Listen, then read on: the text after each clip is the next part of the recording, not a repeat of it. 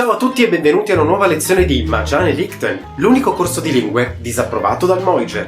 Oggi è la volta delle vocali, impareremo a leggerle, a pronunciarle correttamente e qua e là avremo qualche piccolo quiz. Ciao! Che? Dobbiamo partire da un presupposto. Così come nel video delle consonanti, e se te lo sei perso, qua in alto a destra da qualche parte c'è il link per andartelo a guardare, la variante della lingua che stiamo imparando è quella parlata nella capitale, nel centro-sud dell'isola. Nel nord, invece, l'accento, la prosodia sono completamente diversi e sinceramente meriterebbero un video a parte. Chissà, magari un giorno glielo dedicheremo. Le lettere che oggi andiamo ad analizzare sono queste, ma in realtà sono queste. Quindi A, E O presentano anche l'accento grave su di sé. L'accento grave non è un accento tonico, l'accento grave va a chiudere il suono della vocale, ma questo lo vediamo meglio nel dettaglio più tardi. Attenzione ad un dettaglio importante. Queste 8 vocali qui non sono vocali toniche, ossia non portano l'accento tonico, l'accento della parola, su di sé. Sono tutte vocali non toniche. Il loro corrispettivo tonico, eccolo qua. Le vocali senza accento prendono l'accento acuto, che è quello che va dal basso verso l'alto, mentre quelle con l'accento grave, ossia l'accento che va dall'alto verso il basso, prendono l'accento circonflesso, che è l'accento che va un po' dovunque. Partiamo dal semplice, partiamo dalla lettera I. Ogni vocale te la mostrerò così, ti mostrerò la versione non tonica, la versione tonica e, tra barrette, la realizzazione secondo l'alfabeto fonetico internazionale. Questa è una vocale proprio semplice, è una vocale anteriore chiusa non arrotondata. I. È il modo in cui questa lettera viene letto in italiano, in francese, in spagnolo e in tantissime altre lingue. La lingua è in avanti e in alto. Facciamo adesso un passo in avanti, andiamo a leggere quest'altra lettera, la lettera A. Anche qui, per un italiano o uno spagnolo, è tutto molto semplice e chiaro. Si tratta di una vocale anteriore aperta, non arrotondata. Quindi si legge A. La lingua è in avanti, ma rivolta verso il basso. A. È ora di iniziare a complicarci la vita. Andiamo a leggere insieme questa lettera. Questa è la A. È una vocale anteriore, quasi aperta, non arrotondata.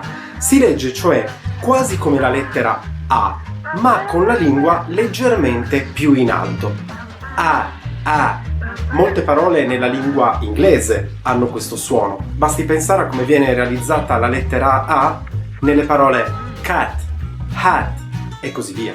Passiamo adesso invece alla lettera O e la leggiamo così. O.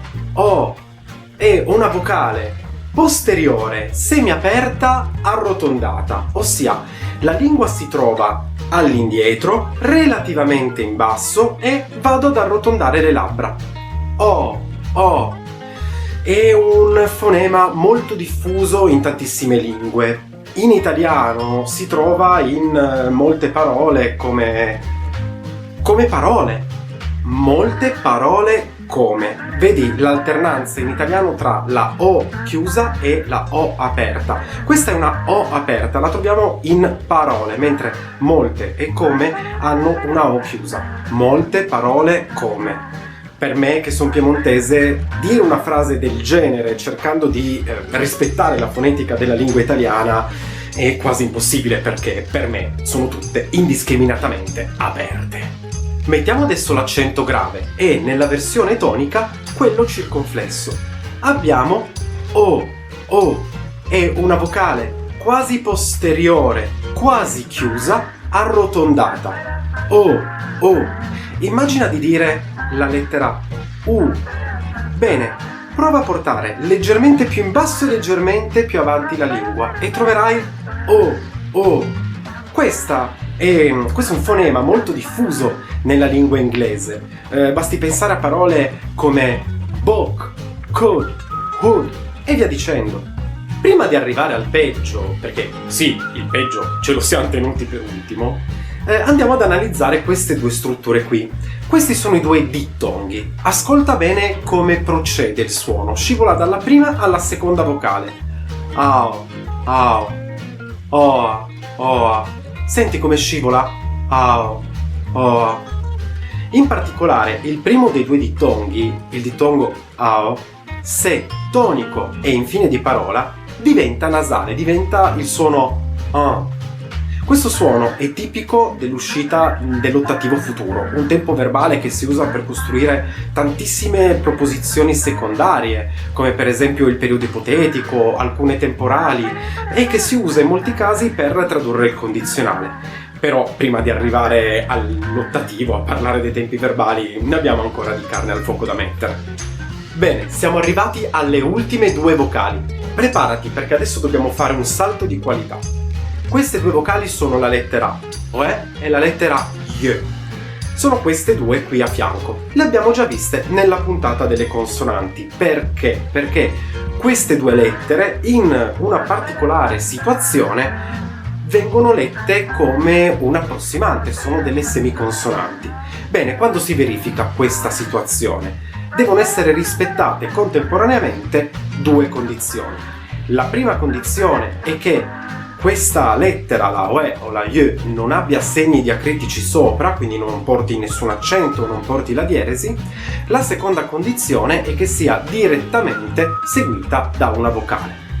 Avevamo visto in particolare queste due parole che si leggono rispettivamente O e Yo. OE e Y sono però soprattutto due vocali e si leggono come una vocale nei tre casi che seguono. Quando sono privi di segni diacritici, quindi senza accento e senza dieresi, ma sono seguite da una consonante, primo caso. Il secondo caso, quando invece portano una dieresi su di sé.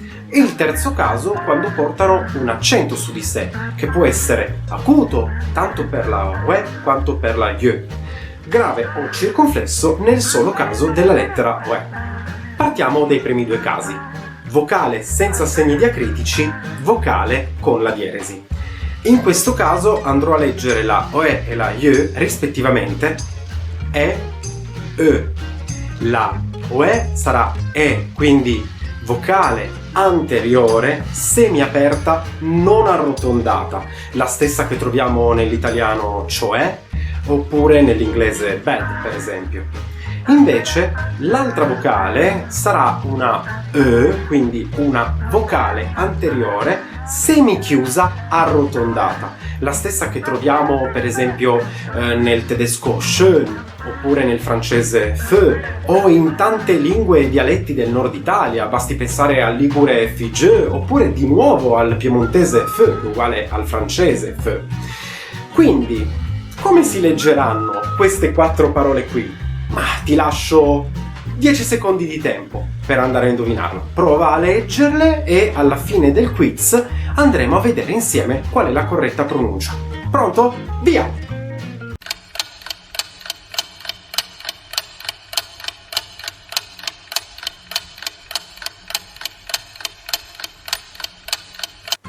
Bene, come abbiamo detto, in questi casi la lettera OE si legge E, mentre la lettera Y si legge E.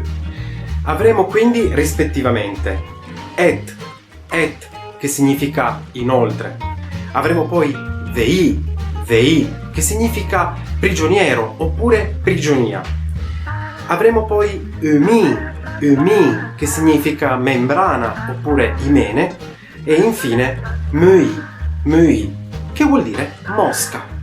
Passiamo ora al complicato. Passiamo alla OE e alla Y che portano su di sé l'accento. E cominciamo con l'accento acuto. Cominciamo con questi due esempi qui. In realtà hai sentito questo tipo di soluzione per tutto il tempo, perché io ho continuato a chiamare queste due lettere OE e Y.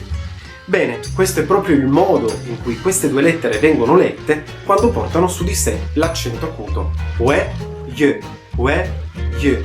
E la coppia semiconsonante più vocale tonica. OE, Y, OE, Y. E allora, come andrò a leggere queste due parole? Sono solo due, quindi ti do appena 5 secondi. E so di essere buono, Pronto? Via!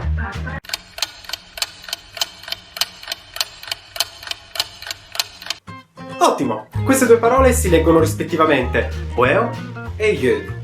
Oeo significa orientale, mentre Yöd è una parola molto importante in lingua monellica, perché significa acqua.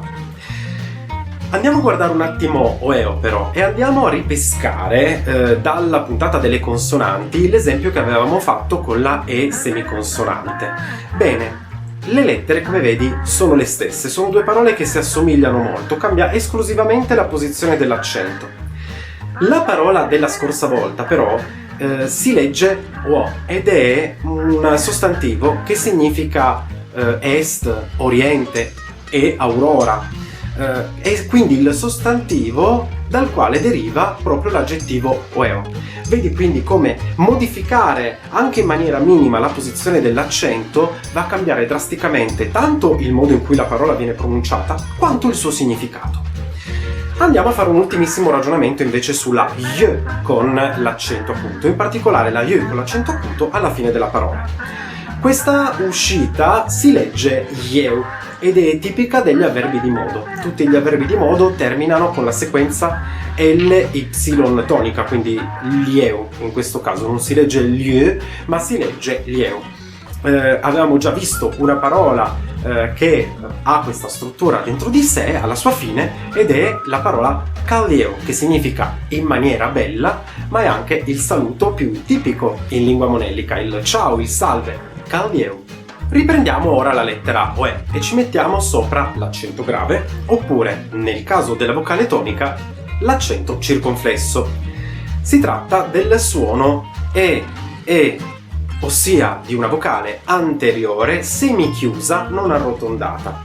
E la E dell'italiano perché, e la E del francese bouté, insomma tutte quelle soluzioni in cui nelle altre lingue si usa l'accento acuto mentre noi utilizziamo quello grave o quello circonflesso. Questo dimostra semplicemente che per studiare correttamente la lingua monellica basta prendere tutto quello che si è imparato studiando altre lingue e semplicemente buttarlo via. Tutto qui? Ma manco per idea! Prendiamo una Oe non tonica e la mettiamo alla fine della parola. Questa è una vocale centrale media che è diffusissima in tantissime lingue, è molto comune nella lingua inglese, molto comune in tantissime lingue slave, molto comune anche nei dialetti del sud Italia, il napoletano in primis, comune in albanese, lingua in cui viene scritto con una E con la dieresi, esattamente la stessa maniera in cui viene reso graficamente in lingua piemontese. Questo fonema corrisponde al segno dello Sheva e si legge Le molte maniere in cui si può leggere la lettera Oe possono sembrare complesse da gestire. In realtà abbiamo imparato le regole, che sono dei piccoli trucchetti, quindi saremo in grado di andare anche a gestire delle situazioni complicate, come per esempio la coniugazione di questo verbo qui, il verbo elewein. Elewein significa commiserare oppure elemosinare e la sua coniugazione può portare a delle forme parecchio complesse. Te ne suggerisco 4, eccole qua. Bene, prova a leggerle. Ti do 15 secondi di tempo, così hai tutto il tempo per pensarci e per valutare. Buona fortuna. Pronto? Andiamo!